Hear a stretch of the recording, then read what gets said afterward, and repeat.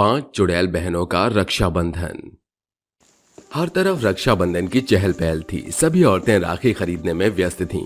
तभी अचानक से साफ मौसम एक काली घटा में छा जाता है। तभी आसमान से 5 चुड़ैलें उतर कर आती हैं। आखिर हम पांचों यहाँ पर वापस लौट ही आए। अब वो हमसे नहीं बच सकता। बिल्कुल सही, उसे हम अपने साथ ले ही जाएंगे। बिल्कुल जी, बहुत रह लिया उसके बिना, अब हम उसे अपना बना ही लेंगे।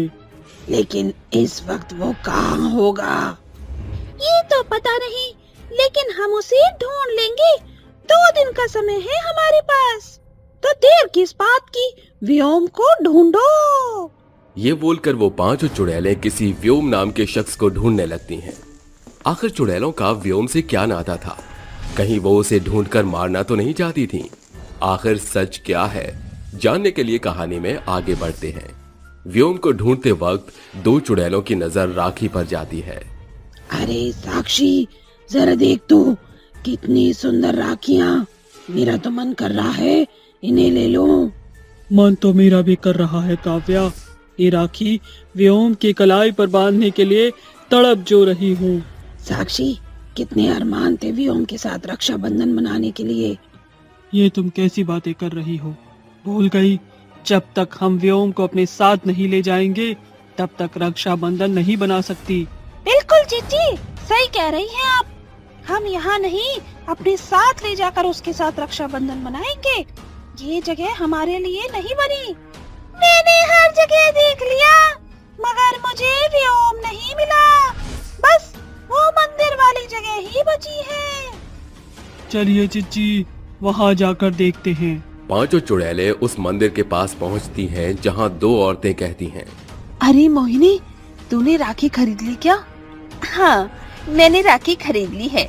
मैं अपनी बेटी को रक्षाबंधन की कथा सुनाने के लिए लाई हूँ, तो तू उसे कथा सुना देगी ना? हाँ जरूर। आरुषि, यहाँ बैठो। तुम्हें पता है बहन अपने भाई की कलाई पर राखी क्यों बांधती है? क्योंकि वो बहुत ही प्राचीन समय से प्रथा चली आ रही है। इसीलिए एक बार शिशुपाल को मारते वक्त श्री कृष्ण के सुदर्शन चक्र से उनकी उंगली कट गई। तब द्रौपदी ने उनके रक्त को अपनी साड़ी के पल्लू से बांधकर रोका। तब उन्होंने हमेशा द्रौपदी की रक्षा करने का वचन दिया। तभी से बहनें अपने भाइयों की लंबी उम्र के लिए उन्हें राखी बांधती हैं और बदले में भाई उन्हें तोहफा देता है। इसका मतलब आंटी, मेरा भाई को कभी कुछ नहीं होगा क्या? हाँ बेटा, ठीक है मम्मी, अब से हर साल मैं राखी बांधकर उसकी उम्र की रक्षा की कामना करूंगी। दूर खड़ी 5 चुड़ैल बहनें जब उस औरत के मुंह से ये कथा सुनती हैं, तो उनका दिल पिघल जाता है और कहती हैं, चिची, हम ये क्या गलती करने जा रही थी? यदि हम अपने भाई को राखी बांधने के लिए उसे मारकर अपने साथ ले जाएंगी, तो हमारे राखी बांधने का मोल ही खत्म हो जाएगा। हाँ यामिनी, ये तो तूने बिल्कुल ठीक कहा। दीदी, हम कितने गलत हैं ना। रक्षा करने की बजाय हम उसे मारकर अपने साथ ले जाने वाले थे। हमें ऐसा नहीं करना चाहिए। दीदी, मुझे लगता है हमें अपने भाई के लिए सुंदर सुंदर राखी और तोहफे खरीदने चाहिए और मिलकर उसे गला लगाना चाहिए। हाँ हाँ, मेरे तो अपने छोटे भाई को देखने के लिए आंखें तरस रही हैं। हमारा रक्षाबंधन पिछली बार अधूरा जो रह गया था, इस बार हम 5 बहनें मिलकर उसे पूरा करेंगी। चलो फिर, देर किस बात की है। इस तरह 5 चुड़ैल बहनें अपने भाई के लिए राखी और तोहफे खरीद लेती हैं। फिर उन्हें गांव में ढूंढने लगती हैं, लेकिन कहीं न मिलने पर चुड़ैल निराश होकर कहती है, जीजी, पूरा गांव छान मारा, लेकिन हमारा भाई हमें कहीं नहीं मिला। कहीं व्योम हमें भूल तो नहीं गया? मुझे पता है हमारा भाई हमें कहाँ मिल सकता है। सुरेश मामा ने जरूर उसका ख्याल रखा होगा। चलो हम सब वहीं चलते हैं। दूसरे गांव जाकर जब 5 चुड़ैलें अपने मामा के घर पहुंचती हैं, तो अपने भाई को ढूंढते हैं। तभी सुरेश कहता है, अरे व्योम बेटा, जरा मेरा चश्मा देना, मुझे मिल नहीं रहा। हाँ, अरे मामा जी, आप फिर से भूल गए। देखिए, आपके सिर पर ही तो चश्मा लगा हुआ है और आप इधर उधर देखने लगते हो। अरे तो बिल्कुल मुझे अपनी बहनों की याद दिलाता है। पता है, वो पांचों भी मुझ पर इसी तरह हंसती थी, क्योंकि मैं अपना चश्मा तब भी सिर पर लगाकर भूल जाता था। मामा जी को ये बातें आज भी याद हैं। लेकिन अब उन पांचों की कमी बहुत खलती है। पता है, तेरी राखी के लिए बहुत रोती थी कि हमारे पास भाई नहीं है। शीला से कहती थी, मम्मी मुझे भाई चाहिए। मामा जी, आप परेशान मत होइए, मेरी जीजी जहां भी होंगी भगवान उन्हें खुश ही रखेंगे। देखो दीदी, हमारा भाई हमारे बारे में अभी भी कितना सोच रहा है, पर हम पागल इसे मारने चले थे। वो तो अच्छा हुआ मामा जी ने इसे संभाल लिया। जीजी, चल, मैं तेरे पैदा होने से पहले तेरी पांचों बहनों की बात बताता हूँ। शालू पर, यानी कि तेरी माँ पर, एक एक करके 5 लड़कियां हो गईं। जब पांचाली हुई तो लगा कि इस बार लड़का होगा, पर इस बात के लिए तेरे बाबूजी ने शालू को बहुत जलीकटी सुनाई और मारा। पर हालात के साथ उसने अपनी 5 बेटियों को स्वीकार कर लिया। एक बार राखी के त्योहार पर मैं जीजी से मिलने आया। 5 गुड़िया बाहर राखी खरीद रही थीं। तभी एक निर्लज्ज औरत ने 5 को कहा, अरे ओ 5 महारानियों, तुम यहाँ राखी क्यों देख रही हो? हम राखी खरीदेंगे। अरे तुम 5 राखियों का क्या करोगी? तुम्हारे पास भाई तो है नहीं, तो राखी किसको बांधोगी? अपने माता पिता को? जाओ यहाँ से, तुम्हारा इन राखियों के साथ कोई मतलब नहीं है। चलो भीड़ हटाओ यहाँ से। 5 बच्चियां रोते हुए अपनी माँ के गले लग जाती हैं। अरे त्रिशा, यामिनी, पांचाली, काव्या, साक्षी, बेटा क्या हुआ? तुम 5 रो क्यों रही हो? किसी ने कुछ कहा क्या? माँ, हमें भी राखी खरीदनी है, हमें भी भाई चाहिए। उस आंटी ने हमें ऐसा बोला कि हम भाग जाए यहाँ से। हाँ माँ, आपने हमें भाई क्यों नहीं दिया? उन्होंने हम पर बहुत चिल्लाया। माँ, हमें भाई चाहिए, चाहिए चाहिए चाहिए। बच्चों चुप हो जाओ, देखो मैं तुम्हारे लिए क्या लाया हूँ। चॉकलेट, गुड़िया के कपड़े। हमें कुछ नहीं चाहिए, हमें हमारा भाई चाहिए। 5 बच्चियां अंदर कमरे में चली जाती हैं, जहां शालू को अपनी बच्चियों की बात दिल पर लग जाती है और एक बार फिर वो गर्भवती होती है, जिसके बाद उसे व्योम होता है। ये देखकर 5 लड़कियां खुश हो जाती हैं। तभी हॉस्पिटल में शालू अपनी 5 बेटियों से कहती है, बेटा, आज तुम 5 को मैंने तुम्हारा भाई सौंप दिया, अब इसका बहुत ख्याल रखना। ये कहते ही कमजोरी की वजह से शालू अपना दम तोड़ देती है, जिसके बाद 5 बहनें अपने भाई का ख्याल रखती हैं। उसे हर साल राखी भी बांधती हैं। व्योम के 10 साल का होने पर उसे हॉस्टल भेज देती हैं। 5 साल बाद जब वो घर आता है तो 5 बहनें उसके लिए राखी खरीद रही थी। इसी भीड़ का फायदा उठाकर कुछ आतंकवादियों ने बाजार में बम लगाकर ब्लास्ट कर दिया, जिससे उनकी 5 बहनें गुजर गई। शुक्रिया मामा जी, मेरा ध्यान रखने के लिए। राखी बांधने के लिए मेरी बड़ी बहनों ने कितना मुश्किल समय देखा है, यहाँ तक कि राखी खरीदते वक्त भी अपनी जान दे दी, और उनके लिए मैं कुछ नहीं कर सकता। व्योम के इतना कहते ही चलता पंखा उस पर गिरता है कि 5 बहनें अपने जादू से उस पंखे को रोक लेती हैं। ये देखकर व्योम और सुरेश हैरान हो जाते हैं। मामा जी, ये पंखा कैसे रुक गया बीच में? पता नहीं बेटा, पर शुक्र है तू बच गया। तभी 5 बहनें उन दोनों के सामने आ जाती हैं। मामा जी, बहनों के रहते हुए भाई को कभी कुछ हो सकता है क्या? हाँ, हमने इसकी रक्षा करने का वचन जो लिया है। दीदी, आप सब वापस कैसे? तुझसे मिलने के लिए हमारी आंखें तड़प रही थी, तुझे राखी बांधने के लिए दिल तड़प रहा था, इसीलिए तेरे पास आ गए। मामा जी, आपका बहुत बहुत शुक्रिया, हमारे भाई का आपने जो ध्यान रखा। अरे नहीं बेटा, ख्याल तो ये मेरा रखता है, मेरे बुढ़ापे की लाठी ये जो है। दीदी, इस साल क्या मेरे हाथ की कलाई सूनी पड़ी रहेगी? नहीं ना, तो राखी बांध दो। हाँ जरूर मेरे भाई। इस तरह 5 चुड़ैल बहनें अपने भाई का तिलक करके उसकी कलाई पर प्यारी राखियां बांधती हैं, जिसके बाद दोनों एक दूसरे को गिफ्ट देते हैं और खुशी खुशी रहकर 5 बहनें चली जाती हैं। बहू बनी डाकू। अरे बहू, ओ बहू, अरे अभी तक सो रही है? अरे सूरज सर पर चढ़ाया है। तभी पारुल अपने कमरे से जल्दी से उठकर अपनी सास जानकी के पास आती है और उनसे कहती है, माँ जी माफ कर दीजिए, वो थोड़ी रात को तबीयत खराब थी, इसी वजह से सुबह आंख नहीं खुल पाई। तभी जानकी पारुल के मुंह पर एक जोरदार तमाचा मारती है और उससे कहती है, अरे रात भर क्या भजन कीर्तन कर रही थी जो तुझे सुबह तक होश ही नहीं आया। जा जल्दी से घर के कामों को कर और हमारे लिए नाश्ता बना कर लेकर आ। पारुल तुरंत खाना बनाने के लिए चली जाती है, जिसके कुछ ही देर बाद जानकी रसोई में उसे खाना बनाते हुए देख उसके पास पहुंच जाती है। अरे क्या कह रही है, इतनी देर से तुझसे नाश्ता नहीं बनाया गया? बना तो रही हूँ माँ जी, अगर आप ऐसे ही मेरे सर पर खड़े होकर बोलती रहोगी तो मैं कैसे काम करूँगी? कल मुंही करम जली कहीं की, तू मुझसे जबान लड़ाती है, तेरी जुबान पर आग पड़ जाए। रुक करम जली, मैं तुझे अभी बताती हूँ। जानकी पारुल का हाथ पकड़कर उसका हाथ मोड़ देती है और उसके हाथ को तुरंत गरम गरम तवे पर रख देती है, जिसकी वजह से बेचारी पारुल का हाथ जल जाता है और वो जोर जोर से चीखने लगती है। तभी वहां पर पारुल का ससुर मनोहर पहुंच जाता है और ये सब देखकर जानकी से पूछता है, जानकी ये तुम क्या कर रही हो, पागल हो गई हो क्या? मनोहर को देखकर जानकी एकदम से चुप हो जाती है। तभी मनोहर किचन में आता है और पारुल का हाथ पकड़ लेता है।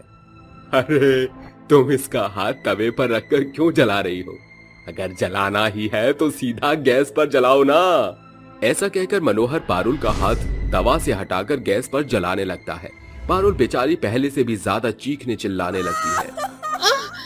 आई छोड़ दो, मुझे छोड़ दो, मुझे बहुत दर्द हो रहा है, भगवान के लिए मुझे छोड़ दो, मुझ पर इतना अत्याचार मत करो। तो जैसी उल्टा बहू के लिए तो ऐसा ही करना ठीक होगा। ऐसा कहकर मनोहर जानकी के साथ वहां से चला जाता है।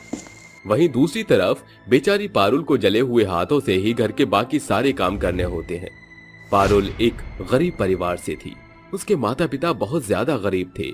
बहुत ही मुश्किलों से उसके माता पिता ने उसकी शादी की थी, लेकिन शादी के कुछ ही महीनों में उसका पति कमाने के लिए शहर चला गया था, जिसके जाते ही उसके सास ससुर ने उसके ऊपर अत्याचार करना शुरू कर दिया। विक्रम जी, आप कब तक वापस लौटेंगे? मुझे आपकी बहुत याद आ रही है। माँ बाबूजी मेरे साथ बहुत बुरा बर्ताव करते हैं।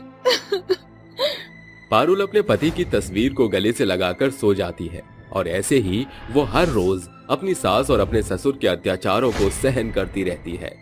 दिन प्रतिदिन उनके अत्याचार बढ़ते रहते हैं। एक दिन जानकी अपने पति मनोहर से अपने कमरे में बैठे बैठे कहती है, अरे बहुत हुआ अब इसका, अब मुझे ये अपने घर में एक आग भी नहीं भाती। मैं इस पारुल नाम की चिड़िया से छुटकारा पाना चाहती हूँ। जब हमें इससे छुटकारा मिलेगा तभी तो हमारा बेटा सारी प्रॉपर्टी और सारा पैसा हमारे ऊपर खर्च करेगा। इससे छुटकारा पाने के लिए मेरे पास एक बहुत अच्छा प्लान है।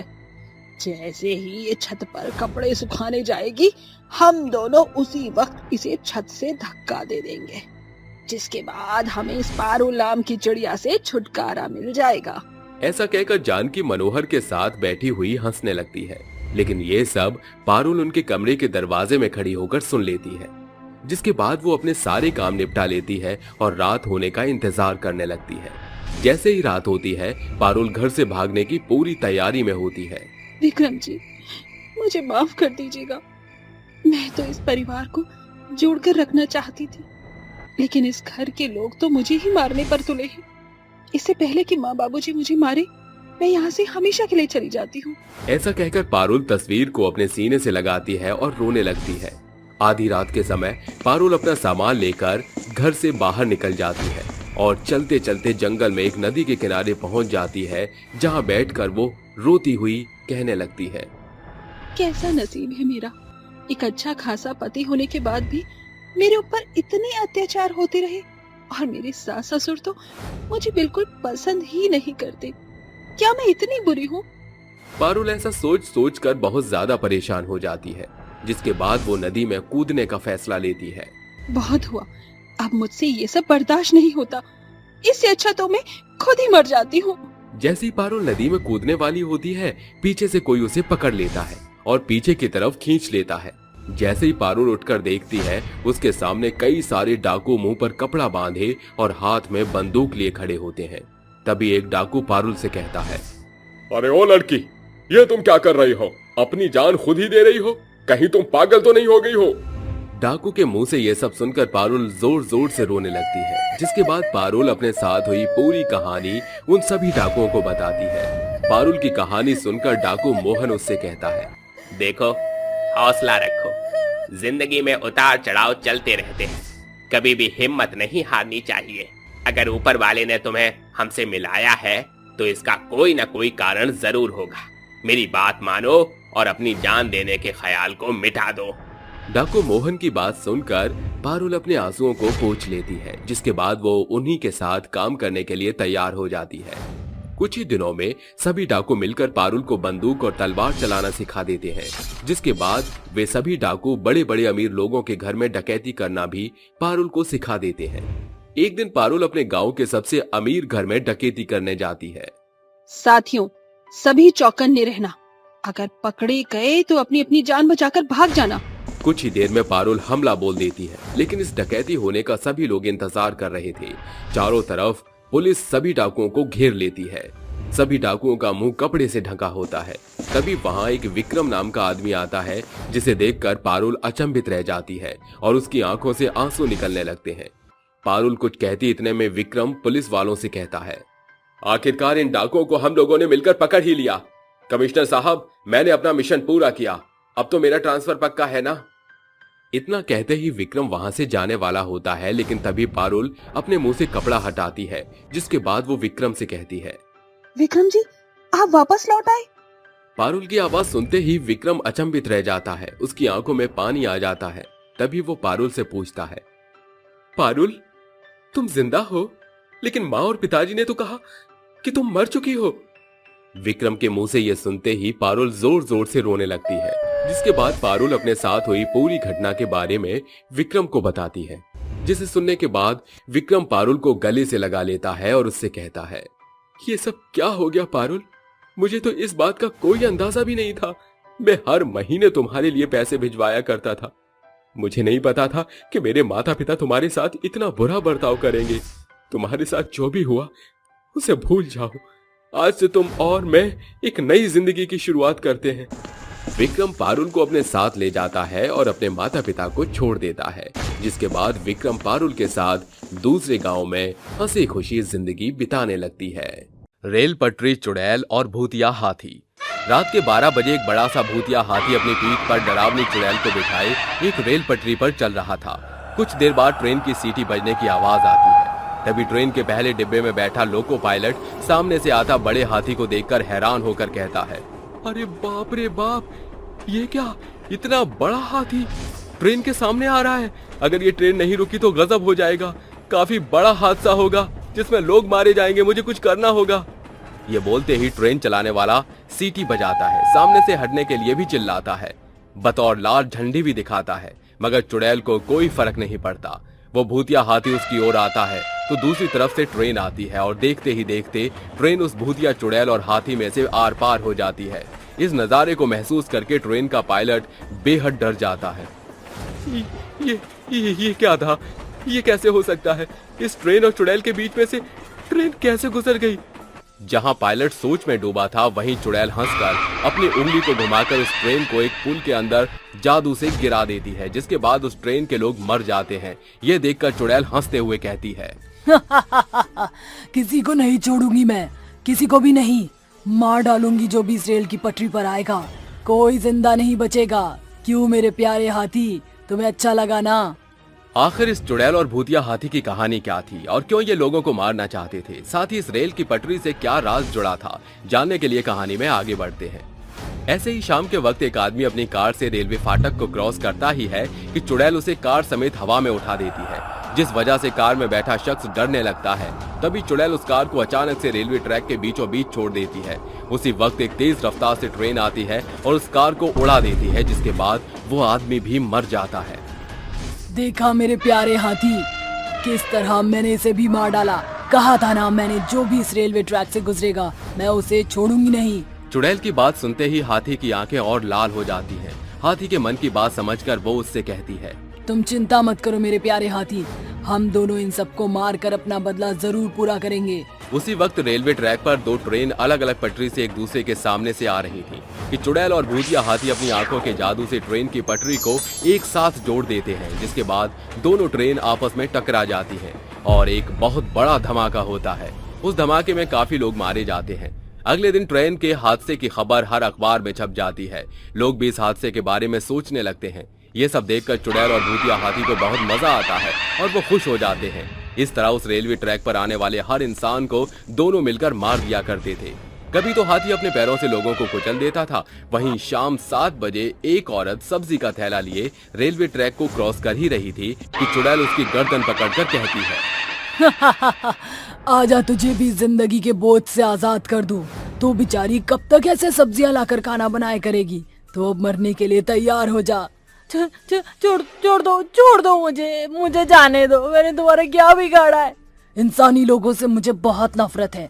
जो भी इस रेल की पटरी पर आता है उसे मैं जिंदा नहीं छोड़ती, तो तुझे कैसे छोड़ दूं? प्लीज मुझे छोड़ दो, मुझे जाने दो। मैं मरना नहीं चाहती। मरना तो हम भी नहीं चाहते थे, लेकिन हमें आखिर मार ही डाला ना। अब तू भी मर। देखो, मैं जानती हूँ तुम एक नेक दिल चुड़ैल हो। जरूर तुम्हारे साथ कुछ गलत हुआ है, इसलिए तुम इस चीज की सजा मासूम लोगों को दे रही हो। मुझे अपना समझकर अपने दर्द को मुझसे बांटने की कोशिश तो करो। क्या पता मैं तुम्हारी कुछ मदद कर सकूं। तू क्या मेरी मदद करेगी जब तू अपनी ही मदद नहीं कर सकती? फिर भी तेरी बात सुनकर मैं तुझे अपने बारे में बताती हूँ। कुछ महीने पहले की बात है। मैं अपने प्यारे हाथी के साथ यहाँ इसी जगह, इसी जंगल में रहा करती थी। मैं एक महावत थी जो अपने प्यारे हाथी पर सबको सवारी करवाया करती थी। आओ आओ सब आओ, प्यारे हाथी की सवारी करो केवल 5-5 रुपए में। अरे ओ महावत, जरा 1-2 चक्कर मेरे बेटे को भी लगवा दो। वो हाथी पर बैठने के लिए जिद कर रहा है। ठीक है, आप बिठा दीजिए। अरे ओ मेरे प्यारे हाथी, जरा इस बच्चे को अपनी सैर तो करा। शीतल के ये बोलते ही उसका हाथी उस बच्चे को सैर करवाता है, जिसके बाद वो बच्चा खुश हो जाता है। बदले में शीतल उस बच्चे से 1 रुपया भी नहीं लेती। शीतल एक नेक दिल औरत थी, लेकिन गांव वालों को शीतल के साथ गांव में हाथी रखने की इजाजत नहीं थी, इसलिए वो उसे गांव से बाहर निकाल देते हैं। जिसके बाद वो जंगल में अपने हाथी के साथ रहने लगती है।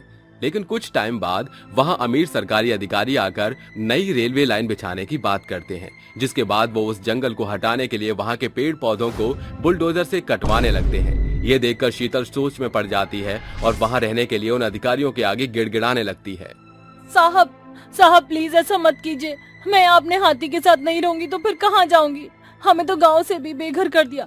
कम से कम आप तो हमें मत कीजिए। प्लीज ये कटाई रोक दीजिए, हमें जंगल में रहने दीजिए। यहाँ कोई रेल पटरी की लाइन मत बिछाइए। तुम होती कौन हो हमें ऑर्डर देने वाली? हाँ, हम यहाँ रेल पटरी बनाकर ही रहेंगे।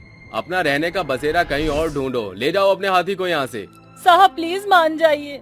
शीतल फिर उसके सामने हाथ जोड़कर खड़ी हो जाती है, लेकिन वो अधिकारी उसे धक्का देकर भगा देता है, जिसके बाद वो हाथी उस अधिकारी पर हावी हो जाता है। ये देखकर वो अधिकारी उस औरत और हाथी को छुपकर जहर खिलवाकर मार देता है और उसी जमीन के नीचे एक गड्ढे में उसे दफना देता है।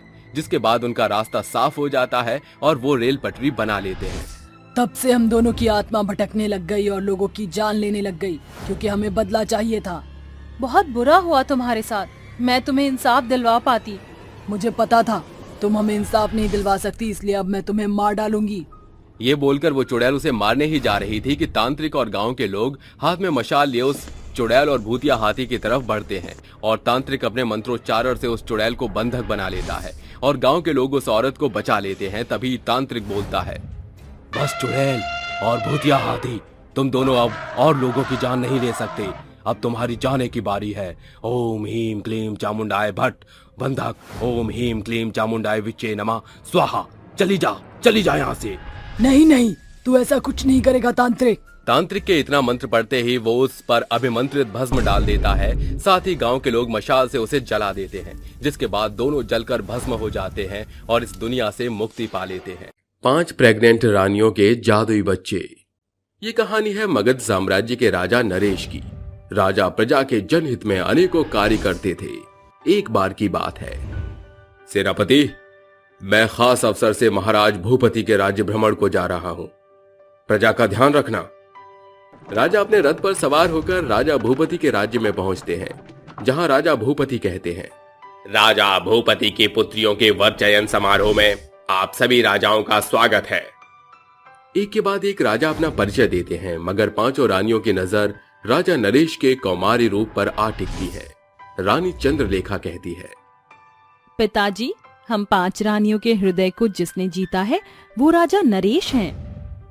एक स्त्री अपने पति में अपने पिता की छवि को खोजती है, जो हमें राजा नरेश के भीतर दिखाई देती है। तेजोमय मुख प्रतापी राजा की सी चाल, पिताजी, हम 5 रानियां इन्हें अपना वर चुनती हैं। राज्य के प्रत्येक शोर में खबर फैला दो, कल शुक्ल पक्ष की तिथि को मेरी 5 पुत्रियों का विवाह राजा नरेश से होगा। अगले दिन राजा नरेश 5 रानियों से विवाह रचाकर उनके संग अपने देश लौट आते हैं, जहां तमाम प्रजा उनका स्वागत सत्कार करते हैं।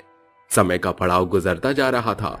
एक सांझ 5 रानियां रनिवास में बैठी आपस में बतिया रही थीं। हम रानियों के ब्याह के 5 बरस गुजर गए, मगर हम 5 में से किसी के भी पांव अब तक भारी नहीं हुए। राजा को बालक की कितनी चाहत है, ये हम सभी जानते हैं। कुछ समय और ऐसे ही बीत जाता है। राजा कोने कोने के वैद्य को बुलहट भेजकर रानियों की जांच पड़ताल कराते हैं, जिसमें काफी धन जाया होता है। राजा की आर्थिक स्थिति बिगड़ती जा रही थी। एक बार उनके देश में एक घुमक्कड़ बाबा दस्तक देते हैं। कहाँ है महल के राजा? बाबा की बोली सुनकर राजा नरेश तख्त से उठकर उन्हें नतमस्तक करते हैं। इस राजा से क्या सेवा की चाहत है बाबा? इस भूखे को भोजन कराओ। 5 रानियां बाबा के आदर सम्मान में 56 भोग बनाकर उन्हें परोसती हैं, जिसे खाकर बाबा कहते हैं, अधिपति राजा का तख्त बना रहे। उसी पर राजा नरेश की आंखों से आंसू डबडबा जाते हैं। राजा बाबा के आगे अपनी व्यथा का गान करते हैं। घुमक्कड़ बाबा अपना झोला टटोलकर राजा को एक फल देते हुए कहते हैं, इस फल के 5 भाग करके इन्हें अपनी 5 रानियों को खिलाना। ईश्वर इनकी कोख को 5 जादुई शिशुओं की माता बनने का सुख देंगे। तकरीबन 1 सप्ताह के बाद 5 रानियां बाबा के कहे अनुसार जादुई तौर पर गर्भवती हो जाती हैं। वो 5 हर्षित होकर राजा के पास आती हैं। हमारी 5 रानियां एक साथ, कोई विशेष समाचार? राजा को रानियों का सादर प्रणाम। हम 5 ने गर्भ धारण कर लिया है। 9 माह के पड़ाव के बाद आपकी संतान हमारी कोख से गोद में होंगे। आज मेरा हृदय बेहद आनंदित है। कुछ समय गुजरने के साथ 5 रानियां गर्भावस्था के 6वें महीने में कदम रखती हैं। एक सवेरे राज्य के लोग राजा के पास आते हैं। क्या बात है, आप सभी के माथे पर ये सुर्खियां कैसी? प्रजा की इस दुर्दशा का कारण आपकी 5 रानियां हैं, जिनके बांझपन के दवा दारू में आपने राजकोष का सारा धन झोंक दिया। हमारी सहायता कीजिए, वरना हम राजद्रोह करेंगे। ये सुनकर 5 रानियां कहती हैं, क्या तुम सभी रानियां राजा के मन को भांप सकती हो? मुझे तो राजा सोब में दिखाई पड़ रहे हैं। काश हम रानियां राजा की सहायता कर सकते। 5 रानियां एकाएक बड़े तेज के साथ भर जाती हैं।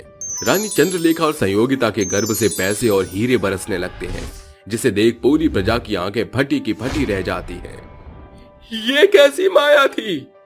लगता है रानियों के भीतर पलने वाले जादुई बच्चों ने अपना आकार ले लिया है, इसलिए उनका जादू शुरू हो गया है। आगे बढ़िए राजा, और इन रत्न पैसे को प्रजा के बीच बांटकर अपना कर्तव्य पूर्ण कीजिए। प्रेग्नेंट जादुई रानियों के गर्भ में पल रहे जादुई बच्चे से मिले धन को राजा प्रजा में बांट देते हैं। उनके जाने के बाद राजा अपनी पत्नियों की कोख को चूम कर कहता है, शुक्रिया मेरे जादुई बच्चों, आज तुमने अपने पिता की लाज को बचाया है। जब ये जादुई बच्चे हमारे गर्भ में रहकर इतना कर रहे हैं, तो संसार से भेंट होने के बाद इनका जादू क्या ही असर दिखाएगा। गुजरते समय के साथ 5 रानियां गर्भावस्था के अंतिम महीने के पड़ाव में थी। 5 को एक संग प्रसव पीड़ा उठती है। दाई के द्वारा 5 रानियां जादुई बच्चों को जन्म देती हैं। राजा अपने पुत्रों को निहारते हुए कहते हैं, आखिरकार हमारे तेजस्वी पुत्र इस जहां में विराज हो गए। 2 महीने बाद अपराजिता, साधारणतः बच्चे 6 माह होने के बाद धरती पर धरते हैं, फिर हमारे बच्चे 2 माह में चल और दौड़ कैसे पा रहे हैं? चंद्रलेखा, क्या तुम्हें स्मरण नहीं, हम 5 रानियों के बच्चे जादुई हैं? एक बार की बात है, एक कोढ़ी उनके महल में आकर कहता है, अरे मदद करो। 5 रानियां अपने बच्चों को गोदी में धरे हुए कहती हैं, अरे इसके शरीर पर तो कोढ़ के चकत्ते हैं, हमें इस कोढ़ी से दूरी साधना होगा। वहीं ठहर जाओ, इस कोढ़ी को भीतर किसने आने दिया? उसी पर रानी अपराजिता का जादुई बच्चा मानो गोदी से कूद पड़ता है और उस कोढ़ के रोगी को जैसे ही छूता है उसका रोग एकदम गायब हो जाता है। ये देख कोढ़ी दंग रह जाता है। अरे चमत्कार, अरे ये तो चमत्कार है। जरूर ये शिशु जादुई है जिसकी छुअन से मेरा कोढ़ चंगा हो गया और मेरा शरीर नवजात बच्चे के जैसा नर्म और कोमल हो गया। इसका अर्थ है कि मेरे तीसरे पुत्र के भीतर रोगियों को चंगा करने का जादू विद्यमान है। चंगा होकर व्यक्ति उस जादुई बच्चे का माथा चूमकर वहां से नाचता झूमता चल देता है। राजा अपने जादुई बच्चे के जादू से रोग के चपेटे में घिरे प्रजा के रोगों को खत्म कर देता है। अरे धन्य है राजा जिनके पास 5 जादुई पुत्रों का योग है। जो रोग बड़े बड़े वैद्य भी ना मिटा सके वो आपके इस जादुई प्रतापी पुत्र ने मिटा दिया। महाराज आपकी जय हो। चारों ओर राजा के 5 जादुई बच्चों का बखान छाया हुआ था। राजा और प्रजा दोनों ही खुशी से जीवन यापन किया करते थे। एक रोज जब राजा अपनी चौथी रानी रजवी और पुत्र के संग कहीं जा रहे थे, एक औरत उनका रास्ता रोककर कहती है, प्रतापी राजा को इस बांझन का सादर प्रणाम। सुना है आपकी 5 रानियों को 5 जादुई पुत्रों का सुख प्राप्त हुआ है। ये बांझन बड़े आस से आपकी बट जो रही थी। मगर मेरा जो जादुई पुत्र रोगियों का रोग हरता है वो ये नहीं। मुन्ना, क्या तुम अपने जादू से कुछ कर सकते हो? जादुई बच्चा ओझल होकर बांझिन के पास जाता है। उसी पल उसकी हथेली से एक तेज प्रकाश बांझ स्त्री के गर्भ में समा जाता है और जादुई बच्चे के कंकाल से ध्वनि फूट पड़ती है। मैंने अपने जादू से तुम्हारे कोख की गांठें खोल दी हैं। आने वाले 9 महीने के बाद तुम्हें मां बनने का सुख प्राप्त होगा। राजा अपनी रानी और जादुई बच्चे के संग महल लौट आते हैं, मगर कुछ ही दिनों बाद राज्य पर अकाल छा जाता है। क्या बात है, आप सब इस पल यहाँ? महाराज, पिछले कुछ समय से राज्य की धरती अनाज नहीं उपजा रही। भंडार कोष से राज्य की सहायता कीजिए। भंडार कोष का अनाज पहले ही आप सभी में बांटा जा चुका है। राज्य की धरती बंजर पड़ी है महाराज, और भंडार कोष भी छूछा पड़ा है। ऐसे तो राज्य में त्राही त्राही मच जाएगी महाराज। राजा नरेश अपने जादुई बच्चों से मदद की गुहार लगाते हैं। 4 जादुई बच्चे अपना करिश्मा दिखाते हैं। महाराज, पेट की आग धन से नहीं अन्न से बुझती है। लगता है अब आपके जादुई बच्चे भी प्रजा की मदद करने में असमर्थ हैं। सभी कुमलाया चेहरे का रुझान करते हैं। तभी 5वें जादुई बच्चे के भीतर से खाने की भरमार लग जाती है। पिताजी, इस भोजन से आगे बढ़कर भूखी प्रजा को तृप्त कीजिए। शुक्रिया मेरे जादुई पुत्र, तुम 5 इस राज्य की बहुमूल्य धरोहर हो जो अपने जादुई शक्ति से भीषण समस्या का निपटारा एक ही पल छिन में कर देते हो। अंत में राजा और प्रजा के बीच खुशियों भरा तालमेल देख 5 जादुई बच्चे चहकते हुए हवा के बीच पाती बांधे बैठकर मायावी होने का बड़ा पैमान दर्शाते हैं। केलों के बगीचे में चुड़ैल। माँ, चलो केले के बगीचे में चलते हैं। वहाँ से मुझे ताजे ताजे केले खाने के लिए देना।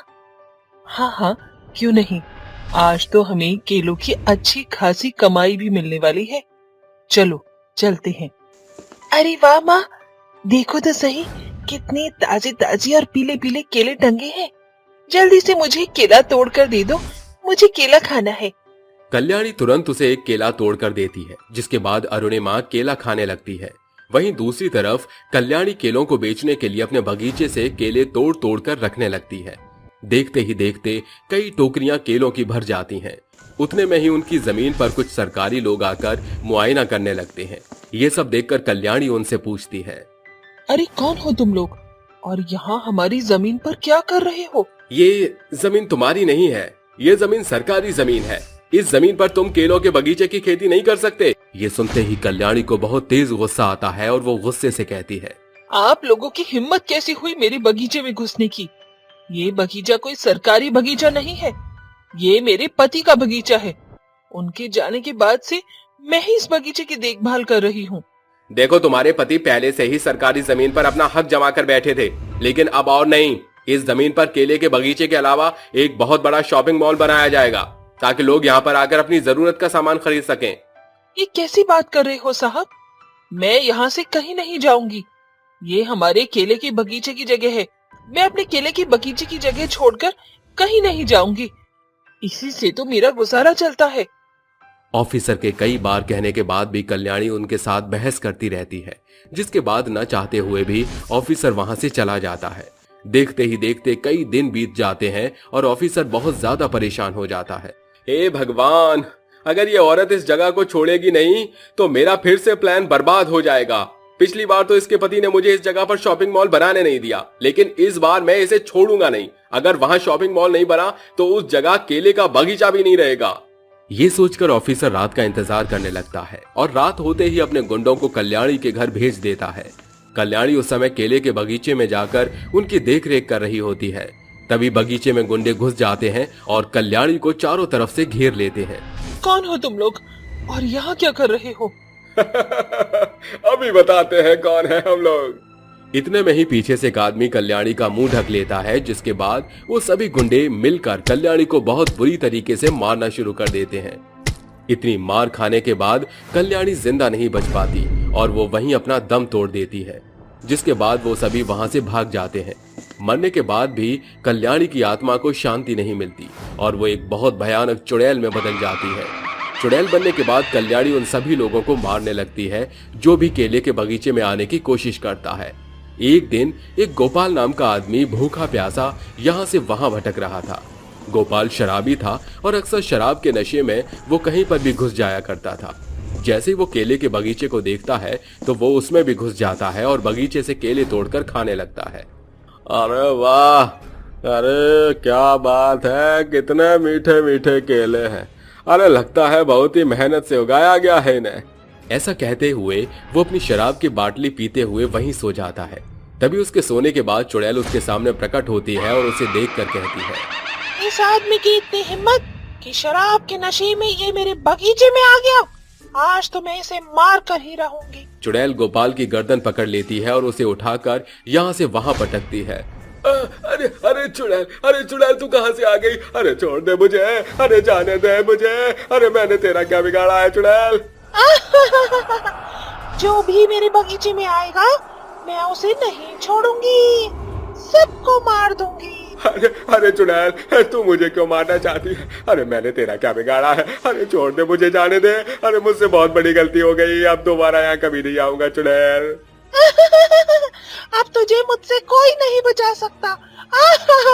अब मैं तेरा वही हाल करूंगी जो मैंने दूसरों के साथ किया है। ऐसा कहकर चुड़ैल गोपाल को यहाँ से वहां पटकती रहती है, जिसके बाद चुड़ैल उसे घुमाते घुमाते बगीचे के सीधे बाहर फेंक देती है, जिसके बाद गोपाल मर जाता है। अगले दिन जैसे ही सुबह होती है, गांव के सभी लोगों को गोपाल की लाश बगीचे के बाहर दिखाई देती है, जिसे देखकर गांव के सभी लोगों को ये समझने में देर नहीं लगती कि ये काम किसने किया है। अरे कौन हो सकती है वो भयानक सी चुड़ैल जो बगीचे में छुप कर बैठी है? अरे हमें चुड़ैल का कुछ न कुछ तो करना ही होगा, नहीं तो ये ऐसे ही लोगों को मारती रहेगी। लेकिन हम लोग कर भी क्या सकते हैं? उस चुड़ैल के सामने हम लोग टिक ही नहीं पाएंगे।